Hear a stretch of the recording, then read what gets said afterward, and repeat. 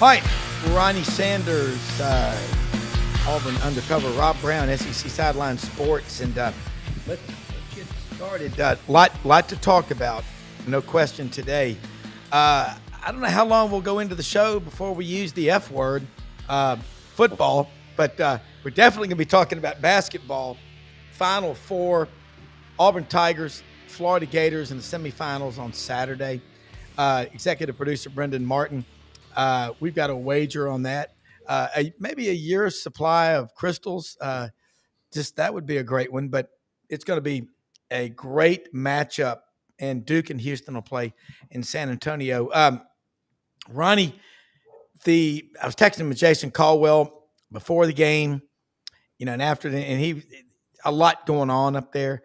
To beat a Tom Izzo team, it takes a well-coached team to respond, to go blow for blow. Auburn jumped out on top of Michigan State and never let up. I think Michigan State had the lead for 22 seconds of the 40 minutes of the game. I'll take that 8 days a week. Now, getting set up, Doug Dean's going to join us in just a second from Birmingham. He'll be on in a minute. But this Auburn team, they look like they're on a mission. They do.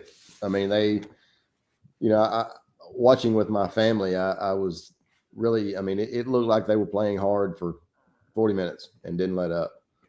It looked like a team that we saw earlier in the season.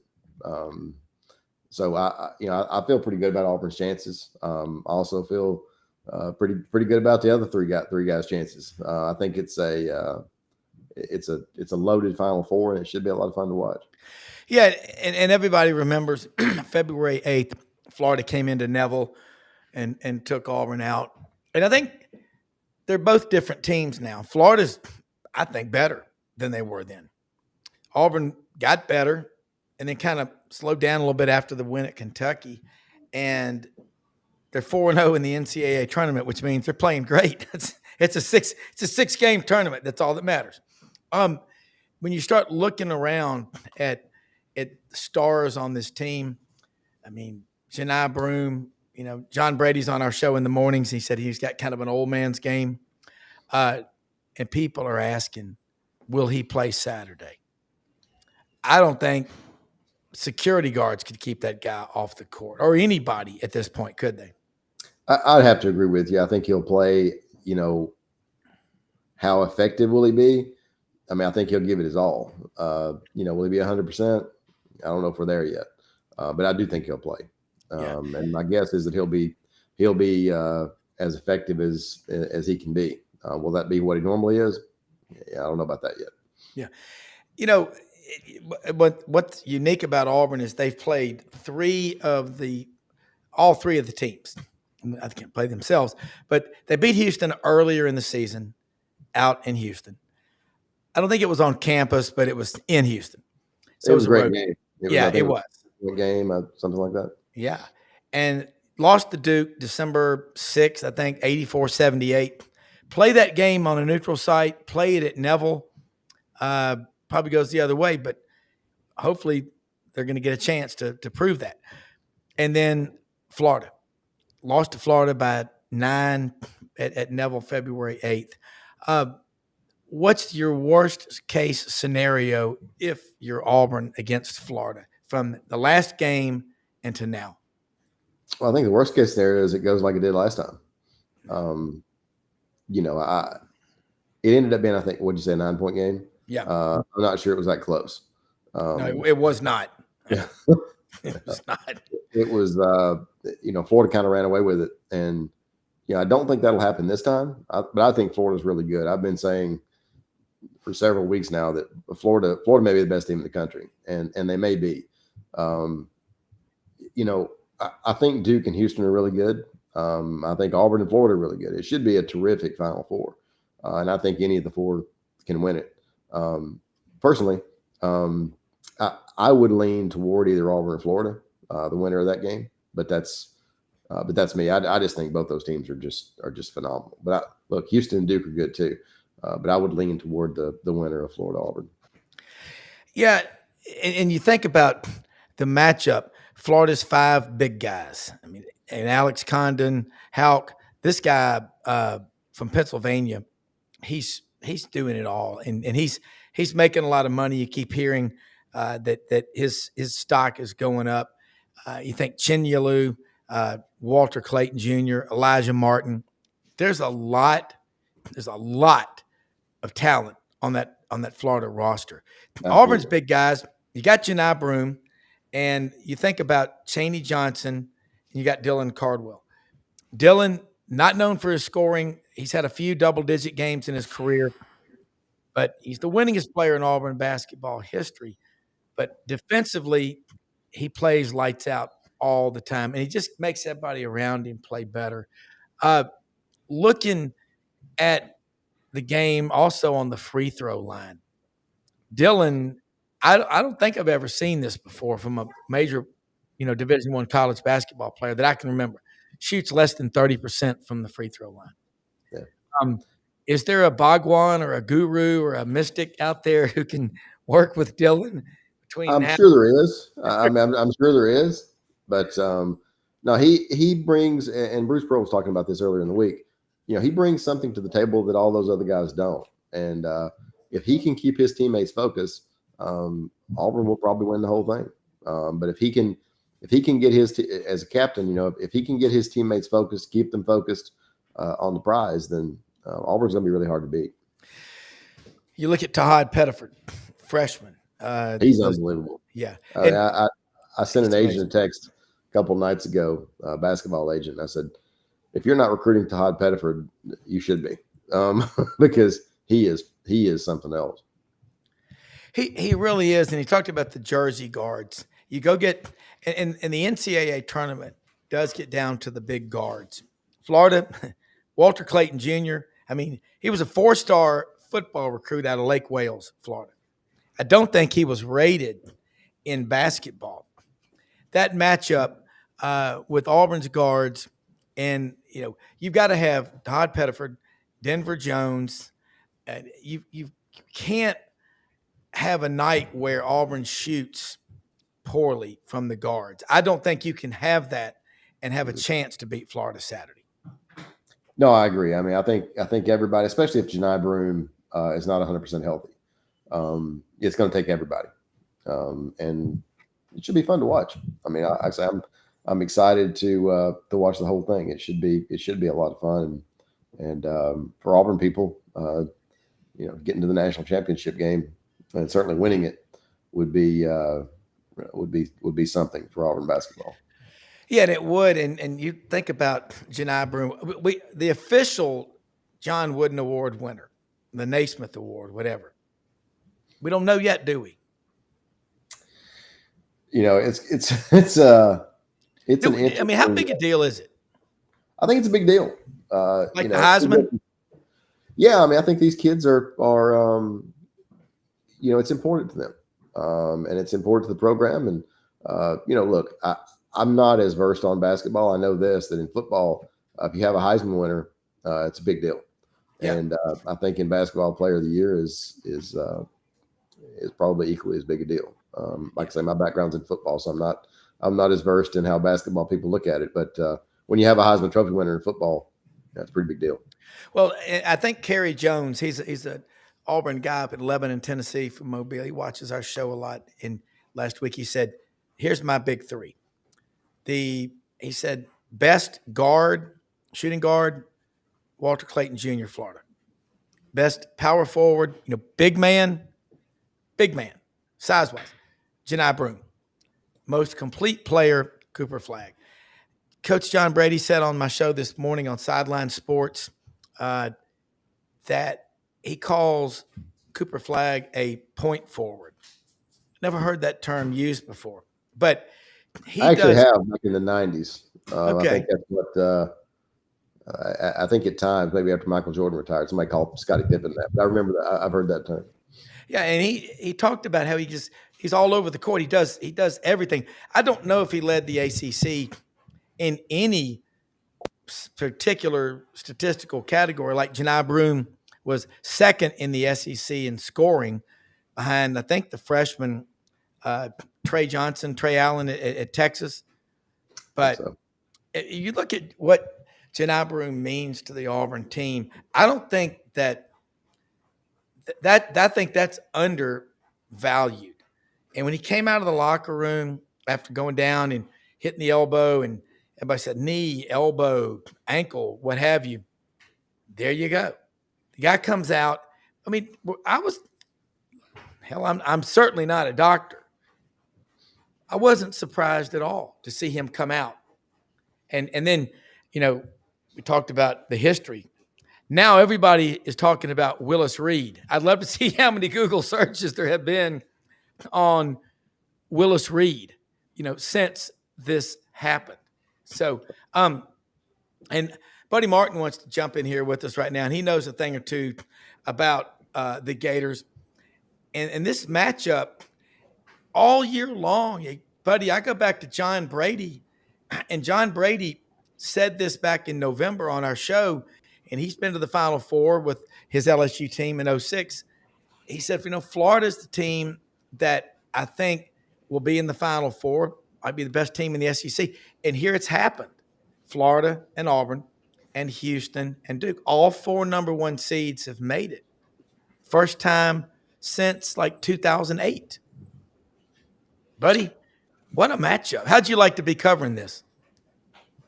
Well, I would like it. I don't want to go to San Antonio today, but I would like it. Good evening. We'll put you on a plane. Yeah. Hi, Ronnie. It's been a long time. Good to see you again. It has. Good to see you. Yeah. And Rob, since Ronnie's a football man, I'll shift this over just a second and talk about it. It's the first time I've ever had the right 4 teams in the Final Four, ever. And of course, I've took it with chalk, and there you go. And it's a miracle of miracles. But I wrote a column today. You guys identify with this. That you remember Florida Auburn used to be just about football. Okay. And they used to play every year before 1992. I actually did some research on that, Ronnie, and I ran down the stats on it because it was the third when I started covering Florida football. It was the third biggest rival on Florida's list. Auburn was. Same at Auburn. I mean, it was Alabama, Georgia, Florida. Yeah, absolutely. Yeah, FSU. I wouldn't count Miami, but next to really Georgia, Florida. Florida, Georgia, as we say. And Auburn. There's been some great games. I have a lot of close friends who are Auburn fans. My dear friend Frank Watson. We had a bet going on every year that whoever won, he had a toy ship in his house. And whoever won that year, the ship had to face toward Gainesville or Auburn for the rest of the year. I think I finally retired at the final year. I did. There was a time when Auburn was the biggest snake pit for Florida. Florida couldn't win there. Get this. In 1969, they lost 1 game the entire year. In 1969, and it was to the Auburn Tigers. That was when John Reeves, who was a great player, threw 9 interceptions, a national record. Yeah. But there's so many great games here playing football. I like Auburn people. I always got along with the classy people. That's even when they're rolling toilet paper at Tumors, they're still classy people. I love that. You mean there's not a good comparison there between LSU and Alabama fans? Probably. I like that question. But Auburn is, and now here we are. This week, at least, and through this weekend, we're basketball schools, right? Mm-hmm. Basketball. I mean, look, I'm looking at my wall. There's a picture of Spurrier kicking the field goal that won him the Heisman against Auburn, right? Yep. I go back a long way with the Auburn Tigers. I think they started playing in 1912. I wasn't around then. They started playing in 1912, and really just a fun play and a tough place to play. And now here they are. Last time I remember anything about this series, it was the Auburn Shuffle days. You guys probably heard that one time. Joel Eves, yeah. Joel Eves, that's correct. Who was from Georgia, as I recall. Yeah. So this is really interesting this weekend. What's going to happen? Great players. I was having some fun in the column today on Gator Babe. That if you look at the key players, what they are and who they are from the outside looking in. Obviously, the best player in the country is at Auburn. And his name sounds like something out of a Salem witch hunt, or maybe a wicked, whatever. Johni Broome, like his witch, Yeah. And what a player he is. I don't know if he's hurt or not. Maybe you guys do. Certainly, he came back in the game in a hurry. I was a little surprised how fast he came back in the game as he did. And so it's going to be a fantastic. I mean, Florida put a whooping on them. Let's be honest with them in Auburn. Now, was that? It wasn't as close as a score. Yeah. I mean, no. And was that an outlier? I don't know, but I know they're very, very good, very, very good. I call it the Tiffany series. Ronnie, is the pearl versus the gold, and Tiffany. So it's going to be a heck of a game and a rivalry. But I do miss those football days. I do too, and I miss the maybe I'm too. I still miss. It's still weird for me for South Carolina and Arkansas. Maybe I'm getting old, but it's weird for me. And then you look at A&M and Missouri. I guess I'm way behind. I'm still confused with Arkansas and South Carolina. Yeah. Doug, jump in here, buddy. We're talking a little. We used the F word just then. Football. Oh no, hut. No, but Buddy had it's a good day. Let's get your thoughts on this matchup, because Buddy's right. It used to be myopically Auburn, Florida football. I missed the hell out. I've been to the Swamp. I've been to, I think I counted 23 Auburn, Florida games over the years. Oh, wow. So it's a great rivalry. But Doug, jump in here. Doug Dean in the Magic City. Buddy Martin, great to see you. How the heck are you, man? Good to see you, Doug. Nice to see you. The tournament's going well. It's fun, and we're going to find out about this new rivalry between Auburn and Florida in basketball, of all things. It's awesome when you're like Auburn and you're having to wait a little longer to play actual big boy football. At least this will tide us over, and then some. I shouldn't use that word "tide," if you know what I mean. But that's bad juju. So you know what I was thinking. And there's the four teams in this.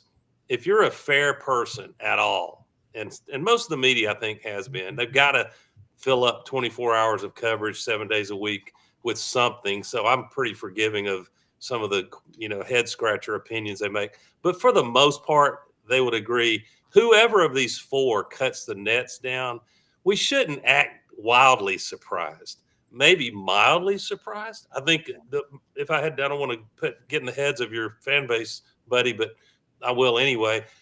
If I'm a Gator fan, the way they've surged all year long and been a darling of the media, and they earned it through great play, they absolutely earned it. And one of the signature resume items was that virtual beatdown in Neville Arena.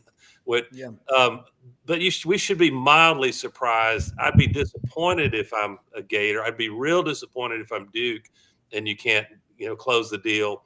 But all I could think was when we hear someone described as having generously mentored an up-and-coming protege, that's really praiseworthy normally, right?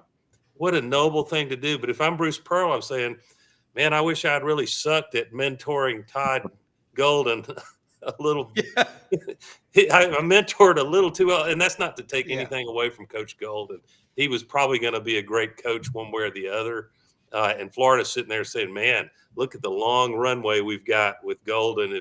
Even if he doesn't make it to the cutting the nets down Monday night, he's young, energetic. He's got a great future. I can't see him going anywhere. There were jokes about him considering Auburn, but Florida and Auburn are maybe at best on a par in terms of your ability to win the whole thing. So after all of this, watch Houston win 2 games and cut the nets down, because that's kind of the one I least expect to do it, in no small part because they're running up against a freight train Saturday night. What do you think, guys? I'm a little afraid of Houston too. I just don't know. They're really good on defense. They got some players that you haven't heard much about who are really good. And Kevin Sampson's got his team playing well. He likes his team. I don't know. What if they upset Duke? I don't know. I don't think they will. But again, this is the Final Four, and it's a very small margin for error. It's anybody's tournament. Yeah, I agree with Buddy. I think that any of the four could win it. It wouldn't shock me to see any of the four win. If I was picking, I would. Florida is my slight favorite. Probably with Auburn next, but that's me. I could certainly be wrong. I'm not a basketball expert, but just watching all of them play, to me, Florida stands out, and I think Auburn does too. Like I say, I think the winner of the Florida Auburn game probably wins the whole thing. But that's my guess. Well, I hope you're right, buddy. You're the perfect fella to ask this. In the UConn game, which was a near-death experience, metaphorically, for the Gators, and to their credit, they showed moxie down the stretch against a really difficult coach to go up against, and then had their, similar stress down the stretch against Texas Tech. You can read that two ways. Wow, this is a team of destiny, Florida. They're going to find a way to not get beat. Or can you also look at it legitimately, like, for whatever reason, they're not getting and keeping a fast start in those two games, just those two? Does it even mean anything? Is there a little bit of worry among Gator Nation just from how those went, or are they just focusing on they found a way to win? That's all that counts. Great question. It's a great question. I don't know. My experience has been that every team that wins the championship has a close encounter or two. Yeah. And certainly Florida had their fair share there. I still don't know how they won that game the other night. I mean, to be down by 10 with 3 minutes to play, the remarkable play of the Gators. Walter Clayton.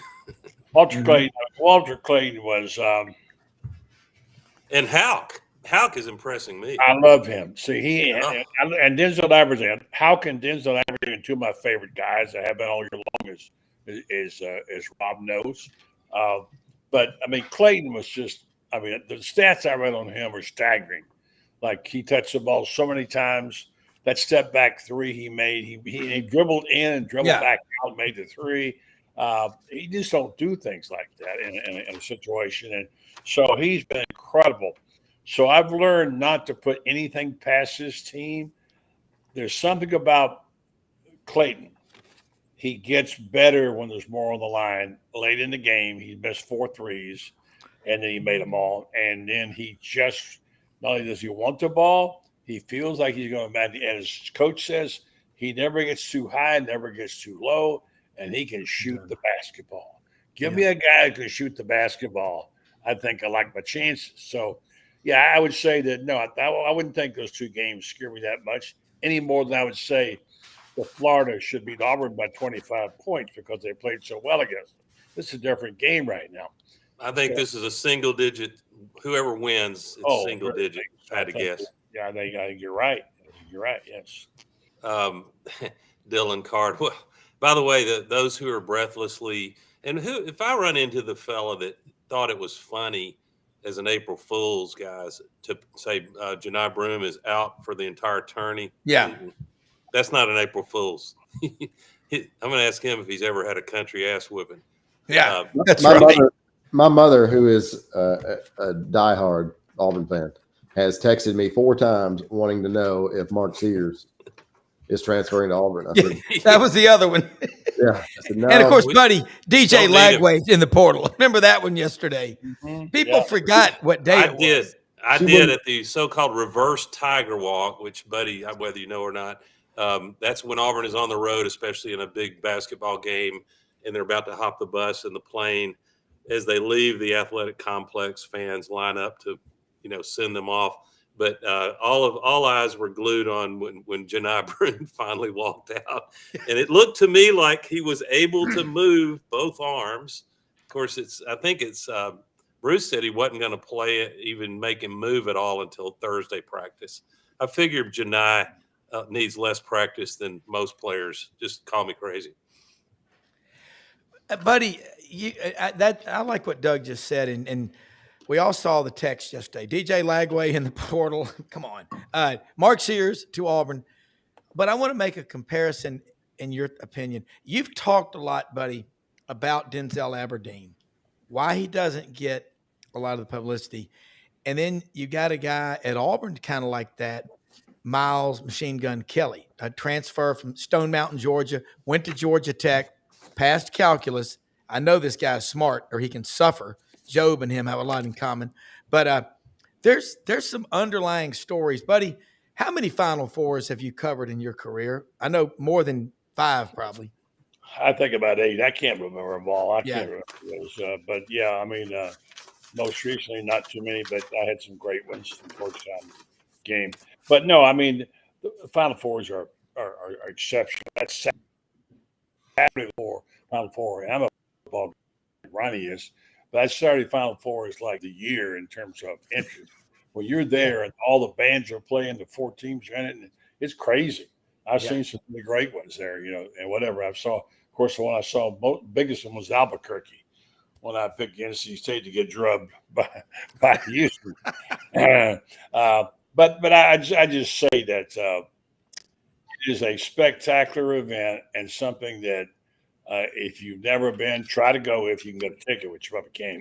And it is really one of the hallmark things of all sports, not just college sports. And it's just never gotten worse. It's gotten bigger and better all the time. And my gosh, it's huge right now. I don't know what the tickets are going for now. What, 3,000-4,000? I don't even know. A couple of thousand if it's worth it, damn. You can get them. I've got 4. I have 4 available if someone wants them. I believe you need to sell those suckers. I mean, it's a friend of mine has them. 4 club level seats for the whole for all 3 games. How much? 4 for the whole package. How much? 400? 4,000 for the whole 4,000 for the whole for all 4 tickets. Well, I guess a good buy for somebody. Yeah. You get to. I think for Auburn people and some other teams, this might be the end of one of the last years we really get to enjoy some of these player personalities for 2, 3. In the case of Dylan Cardwell, it's been 4 years, hasn't it, Rob? I mean, he was not as known 4 years ago, but because he wasn't getting playing time.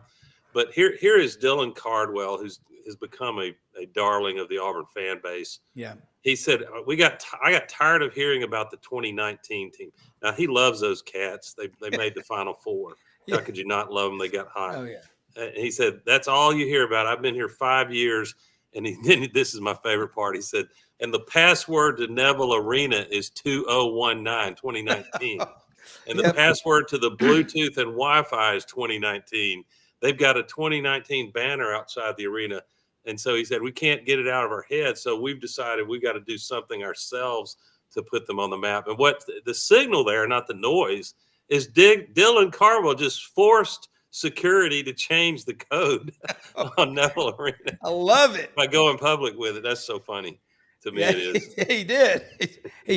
I mean, buddy, look, you said you may have some technical issues. This is awesome getting your take on it. Kevin Skarbinski had to take a rain check. He's under a deadline. You don't hear that much anymore, but buddy, you know what I'm talking about. Deadlines for writers. God, and you'll be on tonight on this channel. So the Buddy Martin show at 9 p.m. Eastern. But if you can. I got a question for Buddy. Yeah. And it's a subjective answer because officiating in some ways is subjective, but there's a school of thought, which I guess I buy into, that the unspoken rule among officials and their bosses is that, by golly, when you get to the Final Four, if not the Sweet 16, let the kids play. Now, you can't have assault and battery and not call a foul, but do you think there's something to that, Buddy, or should some of us who are paranoid by nature, that's me, about officiating, should we hold our breath to see if they're going to be, calling our frontliners or Florida's or any of them for breathing on the other player? How do you think that the psychology, what's the expectation among the officiating crew, do you think, Buddy? I'm conflicted about this. My colleague Fran Spirit, he's all over the officials all the time. He's got that website. We know. Tells you about who did what, how many calls they make, whatever. I just think you can get too caught up in that. You can't become paranoid about it. But I will say there's been some really, really, really questionable calls and no calls. France claims it's like sumo wrestling now. Yeah. He claims that the non-calls is what kills me. Yeah. Clayton, he says, has been beat to a pulp. I don't know if that's true or not. I think you got to let it go at some point, Ronnie. Don't you? Let it go and say, if we're going to play through. It's like balls and strikes. You can bitch about them all you want. Pretty soon you got to get them, hit the ball, and take the medicine. But it's under a microscope because everything is so big and so important, and everything hinges on one little call. What drives me batty is the last 2 minutes of a basketball game which lasts 45 minutes. Yeah. So I don't know. So that's crazy. Some changes need to be made, but in the end, I don't think we're going to be talking about necessarily the team that wins got the breaks. I mean, if you get 30 foul shots and the team gets 10, then you probably got to complain about it. But I don't think it's something we need to focus on. Yeah. Well, and I grew up watching the Pistons and the Bulls in the 80s and 90s. I mean, I think these guys, So did I. these guys today don't even know what a foul is. I mean, go play against Bill Laimbeer and Dennis Rodman and see how you come out. Yeah. Bruised. Well, hey, no one will ever forget though the Lakers. No, the Lakers playing the Celtics. Johnny Most, the legendary radio play-by-play guy for the Celtics. Larry Bird hit a guy elbow in the eye. And I'll never forget Johnny Most. It's a famous radio call. He goes, "The other player rammed his eye into Bird's elbow. I can't believe they called a foul." That's a serious foul. They found an earpiece in Johnny Most's ear in literature that was in there. It really was in there for a long time. Our friend told me in Boston. He was unbelievable. Yeah. And radio is a great way to consume it. I will say that. Yeah. Can I just bitch at Paul Feinbaum for just a minute here? Yeah, it's a target-rich environment. He's a friend of mine, and I think he's done a fabulous job. But I am really, it makes me sound like a homer, which I guess I probably am, but in some regards. But I don't think Feinbaum has given Florida 1 ounce of credit along the way. In fact, he said in his mouth, he said today, Florida was very lucky. I mean, what team isn't lucky when they win? You have some breaks. And then I really want to know. Let me get this right. Let's see. Florida was lucky. Auburn is great. Alabama had bad luck. Except, you get my drift here. Let's get it right. I mean, I don't think Florida deserves to be leading the parade, but it took them to be forever just to get a chance to get a number 1 seed. Yeah, they grudgingly got that number 1 seed, and at every turn, including at Auburn and against Alabama, they proved themselves. Yeah, they made some mistakes. They had some hiccups, like Georgia, being down by 26 and coming back and going ahead and losing the game. But I mean, I think sometimes we get myopic in our own ways. We all do it when we're watching our teams. We all want them to win, and we all kind of root for them. But sometimes you got to give it up to the other guys. Coach Spurrier used to say, they get scholarships too. Yeah. I don't know what, to pick up your rebuttal of Feinbaum. And he's a gifted talk show host and knows how to stir and then be classy. And just, he walks that razor thin line between being a good interviewer and being a flamethrower. But I don't know what you would have to ask Florida to do more of. The only piece of hardware missing is in the hands of Bruce Pearl, and that's winning the SEC regular season. But for goodness sakes, that's pretty damn forgivable in a year of the toughest in history, any conference in the Southeastern Conference. And that's why I want you guys to don't tell me, Rob and Ron, what you think I want to hear. Tell me what you really think. I know y'all do that anyway. I wonder how derided I would get when I say I'm already grateful. If Auburn falls to Florida, we just lost to a really good team. And to make the Final Four is a big dent. To me, it's like making a playoff at the Masters with Tiger Woods and he makes a birdie putt from 40 feet. What can you do? But you don't walk away in shame. You walk away proud that you played that well, even though it stinks. So I'm grateful, but on behalf of these kids that have worked their rear ends off, really all 4 of the programs, I would not be satisfied if Auburn can't cut the nets down, but I'm extremely grateful. Is that about right, or do you think I'm being wussy? No, I think you're right. It depends on how they lose it or win it. Yeah. 8 foul shots.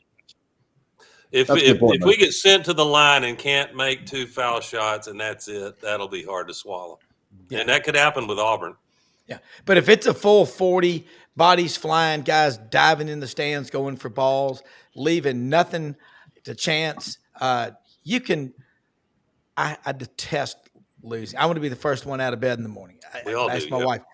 But if they give everything they've got, you'll learn from it. And we've heard it said before. I think Auburn's dangerous in this tournament, guys. Yeah. And not a lot of people talking about them. Now there's a steal by Murr. Underneath the DJ, lays it in. Right at 1 second left. And Boston has a 1-point lead with 1 second left. Oh my, this place is going crazy. This guy deserves to be in the Hall of Fame. He deserves to have his microphone fully retired. And I hope I'm there when they do it. He gets it out deep, and Havlicek steals it. Over the stand goes. Havlicek stole the ball. It's all over. It's all over. Johnny Havlicek is being robbed. Oh, man. The moment. Now play Hoosiers. Yeah. Let's get Gene Hackman out here. Wow. I 3 times since in the last couple of months. I went and bought it. But back to the point about God, that was awesome. Winning or losing the game. Did someone take it? Did someone lose it? And I heard this exchange the other day on TBS. Can't keep up with network. It says on the discussion about Florida and Florida winning the game, and it was Barkley said, "Well, Florida was very lucky. Texas Tech gave the game away." And Kenny said, "Hold on. They did not give the game away. Walter Clayton Jr. took the game." Yeah. There's a big difference in the two. But, that it is I heard someone talking about, I think it was on your show this morning, Rob, that I would hate to be a reporter, a post-game reporter, and you got to go to the presser with the losing team. And it's just eating the heart out of these kids, what they dream about, and to get that close. Yeah. If they lose the championship game. But hey, that you got to live with the agony so that the mountaintop is all the more joyous. Hey, it's like Richard Nixon said, never can you know what it's like to be on the top of the highest mountain if you haven't been through the deepest valley. So yeah, and just the atmosphere going out here, guys. The Alamo Dome, but 50,000 plus going to be there. Like Butch Thompson always says, when you're walking from the dugout to the plate, don't let the moment be too big. And the problem with so many people today is it's not that they aim too high and miss. It's that they aim too low and connect. Yeah. It's the psychology, the mental part about it. But what a awesome panel we got here. It's kind of like the unfasten your seatbelt signs are on and feel free to smoke and walk around the cabin. I love what you're saying about these matchups, guys. And Doug, you haven't heard, and you can overdo. I thought there came a point where the media narrative in Auburn, Michigan State game tilted just a little too heavy on legendary, historic, iconic coach Tom Izzo. We all know he's an unbelievable coach. I don't think they're inside of Auburn could have won that game by double digits if they weren't muffing around at the end. But, I mean, you never felt like it was in danger that much. If they got it under 5, then you start sweating bullets. But and not to take anything away from Izzo, but I'm fascinated by the the millennial coaches in Duke and Florida, and the old geezers in Kelvin Sampson and Bruce, and they, both of those latter two have a young spirit about. They're healthy and energetic. Bruce especially, very animated. But I would love to be in the planning rooms the last several days especially with Bruce and Kelvin, and see if they are going to try to use their, many more years of having seen it all with what you can throw defensively, offensively, throw at an opponent that they're not expecting, that throws them into chaos and disruption. It probably comes, Todd Golden has said it really, Bruce and I know everything each other's doing.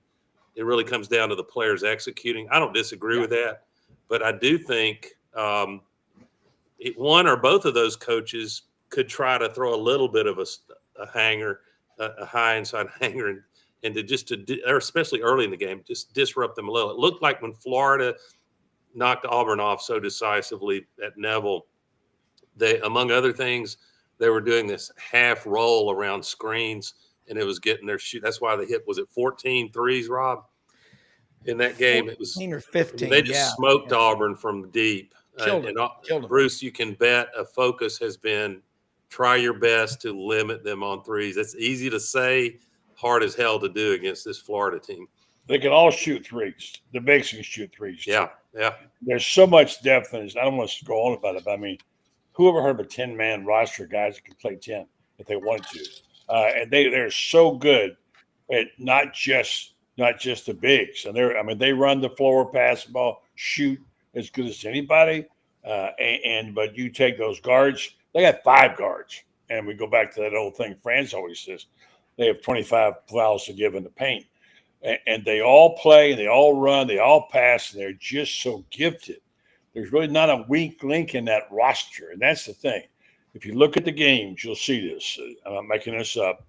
They are always playing for the last 4 minutes, because they get you to the last 4 minutes, they got you. You can't shoot with tired legs, Doug. You know that. Oh yeah. And that's what happened to these guys. You better have more than 5 or 6, because you're going to need 7 or 8, or you're going to have your tongue hanging out. And that's when they beat you. You can't guard a guy like Walter late in the game with tired legs. So This is the strategy he's used. And like they keep saying, they come at us in waves, and they do keep coming at you in waves. So that's worked so far. Will it work? Maybe not. Maybe it would be too much. Buddy, I'm sure they keep a lid on some things, but do you have anything to report on? Is Alex Condon 100% from his ankle? I don't know if 100% would be right. He's okay. He's good to go. He'll play. He'll be fine. He'll be playing. I would say he'll be a full go. Yeah.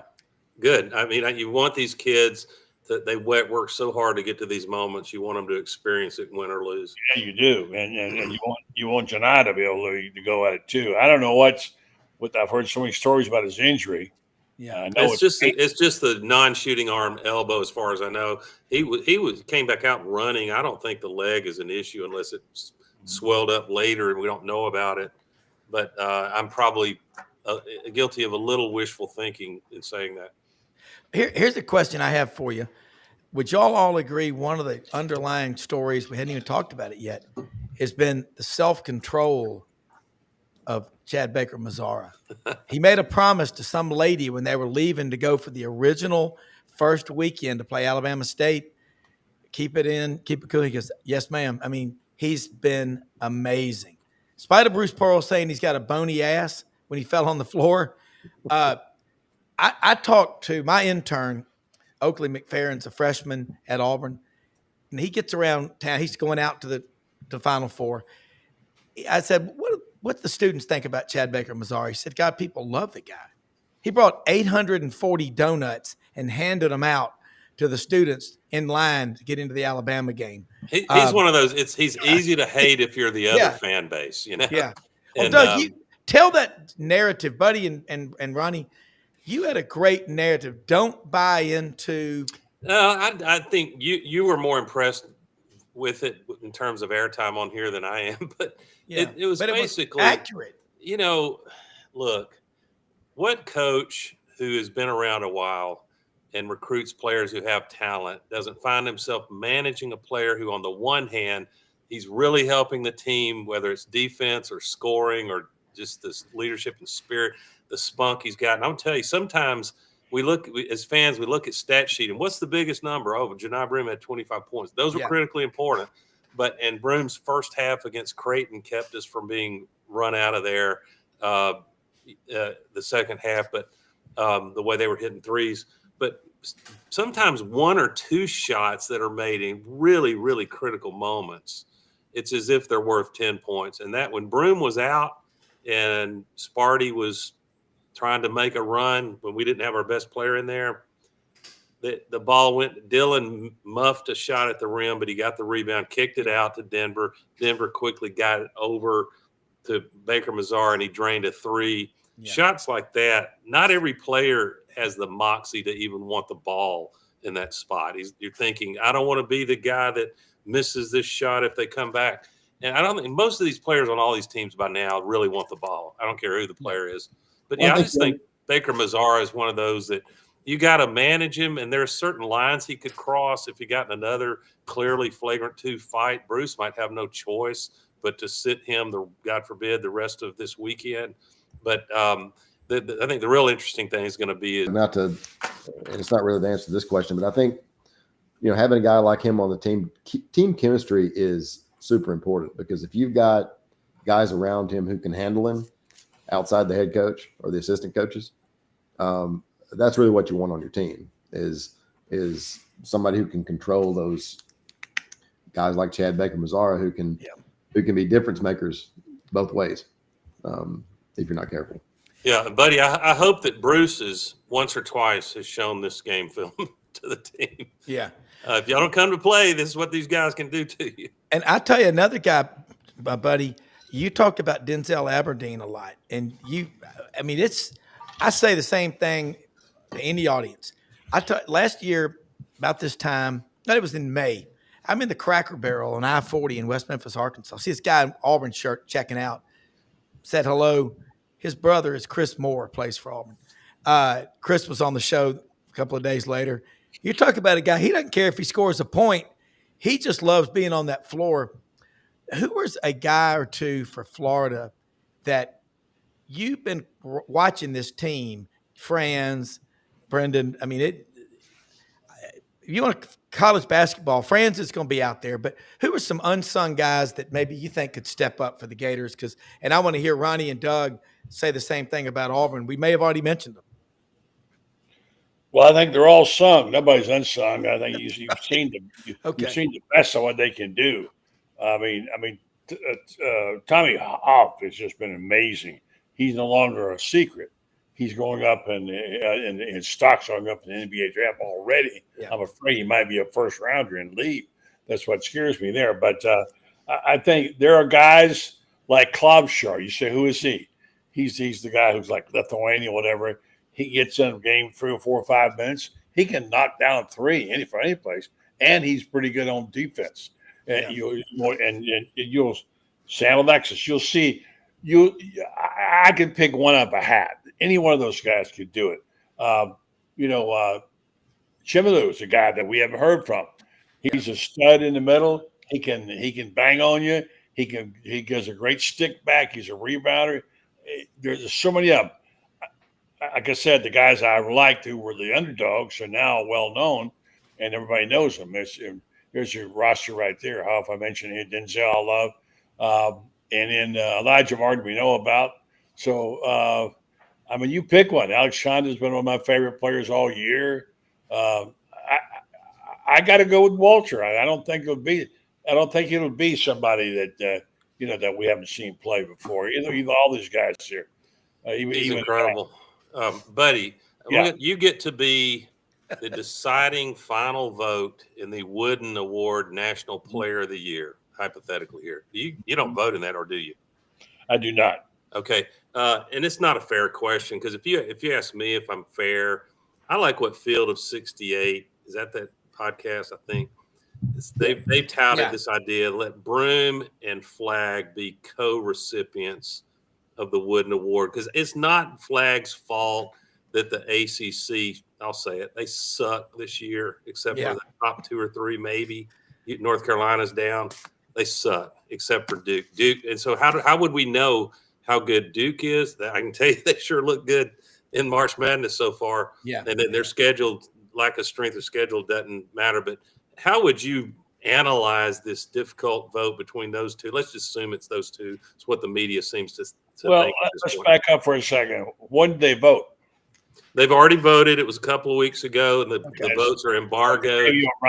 It gets announced April 11th. Yeah, I mean, it's like voting for a national champion, in the polls, but before the final polls out. I don't get too caught up in it. I have no problem with either one of those guys. I agree. But what if Florida goes in there and Walter goes for 30 and 30? Here comes the homer. How can he be eliminated? You can't help yourself, buddy. I mean, what are you going to do? I mean, so I don't know. I would change my question. It's irrelevant. It's irrelevant at this point in time. It is. Yeah. I should care less. I just want it for Broome. I don't want it for Auburn. I want the nets cut down. Well, no, I understand. And I think Broome was a heck of a good player and a good representative. Don't get me wrong. I have no problem with him winning it. Flag is going to make more money. Flag is younger. He hadn't done all the things he's done. And Broome is coming on a tougher route. Had to go through a tougher route. He's got to play through pain this week. So I would be okay with either one of those guys. I know. If the vote were day after or Monday, mm-hmm. If you're an Auburn person, you'd sure like the emotional effect of how Broome had to come back in with one arm, make a rebound, and drain a 3 to ice that game. He had a nice moment, then he had the problem. Disney movie film right there. He didn't make the Monday finals, so what does that mean? I mean, there you go. So, yeah, exactly. It has a lot to do with that. I want to go back to the point someone talked about was it you, Doug, talking about the calls on some of the CBS games and how he embraced. And I found myself complaining about the so-called Eastern bias at a time like that. They got Seems to be real. Yeah, they got so caught up in Michigan State Izzo, they couldn't see what was in front of their face. And these guys are used to doing all these games. And again, not being knowledgeable, they just sort of blew off the teams in the SEC. So there has been some of that. But again, it depends on what we know. That's what they know. It's like, well, we know it's the SEC. So, and I like Bill Raftery. He's a good guy. I've had him on my show many times, all that. But he was the worst. He went crazy over Izzo, he did. So, and I guess every fan base has that complaint. Like, I'm a guy who liked Gary Danielson. Nobody else in the SEC did, right? I liked him and thought he was good. And he played a major role in Florida winning the national championship with the list he put out when they got to play for the national championship at Ohio State, when all the big guys, as ESPN, won the rematch for Ohio State and Michigan. Kept begging for it, Anyway, so I guess we all have our own biases toward the bias of the announcers. But to your point, I don't think people understand those awards well enough to know what it is and what it means and how you vote and who votes. It's just hard to understand that. And they can publish criteria. So far as I know, this happens with the Heisman. And they can say, here's what the award criteria is. Yeah. And the voter can summarily dismiss all of that. It's like jury nullification in a trial. And it can say, well, I'm going to vote based on, I'm just really deeply moved to tears when I see that Blue Devil logo. And they vote according. And again, not that Flag is not. If Flag wins, I'll say he's absolutely worthy. Yeah. I just think you go strength of schedule if the metrics are even close between Broome and Flag. I haven't seen Cooper Flag play but maybe twice all year.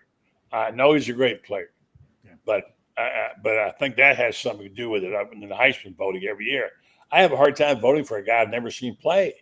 I voted in for 35 years, and I just don't want to go voting for a guy because he's the popular choice. So I'll try to vote for the guys I've seen play. Yeah. Yeah. And look, we got the cue from Brendan. We'll go ahead and wrap this up, but awesome panel discussion today. And the questions, they're making you think. and it's going to all take place, Saturday, Auburn and Florida going at it. And eventually we will get on this show. I know next week we will mention the F word and talk some football, but Feinbaum or football? Yeah, Florida, that's right. Florida. That's right. Hey, but look, this was awesome discussion. Hey, buddy, three Jewish head coaches in the Final Four. No, this is unreal. Yeah, it's amazing. You think about the fact that Pearl, and he had gold in what's that called, the Maccabi games? Yeah, Maccabi, yeah. That's that's something. How about that? And the other is a minority. He's an Indian. Yeah. Or Native American. Lumberton, North Carolina. Yeah. There's a lot of storylines, and man, this I got no pick. Y'all know what emotional pick. All three of the four of us, and Buddy likes Florida. That Florida's hard to argue with that pick. The firepower they've got and the way they play. I'm going to be watching with interest. Does the anxiety of being in the Final Four have any kind of bearing on the young puppies? What are they, 34 and 37 years old, Shire and Golden? I don't think it will. We would have probably seen that already if it was going to happen. But I don't think Bruce and Kelvin both understand when you get to this point, hey, the players win or lose the game. You can help a little as a coach, but they got to go out and make plays. Yeah, it's going to be incredible. Awesome for executive producer Brendan Martin. Thank you so much, Buddy, Doug, Ronnie. Golly, man, we'll be doing it again next week. Stay on this channel. What's Ronnie's pick? I didn't hear Ronnie's pick. Ronnie? Didn't hear your pick. I think it's going to be really close between Auburn and Florida. I'll pick Auburn, but I think it can go either way. And I think the winner of that game wins the whole thing. I like Auburn against Florida, but by the narrowest. It might be one of these, like somebody hits a buzzer beater, it goes to overtime. The reason I do is I think Denver Jones is 100% like that. Looks like he is. He was not exactly that. Not to make excuses, Florida kicked our rear. But I think Auburn's going to have some answers, and they're playing with a lot of confidence. They recovered the defensive form they had midseason. Yeah. So it's not going to shock me. I'll tip my hat to the Gator Nation if they win. And I think whoever comes out of that one has got something for Duke or Houston. Probably Duke. Absolutely. I Thanks, everybody, for watching. The Auburn. I take the over. Also take the over. Yeah. Take Florida. Y'all have a good evening, guys. All right, y'all too. Everybody be careful. Pay attention to the weather. Good to see you, buddy. Thank y'all.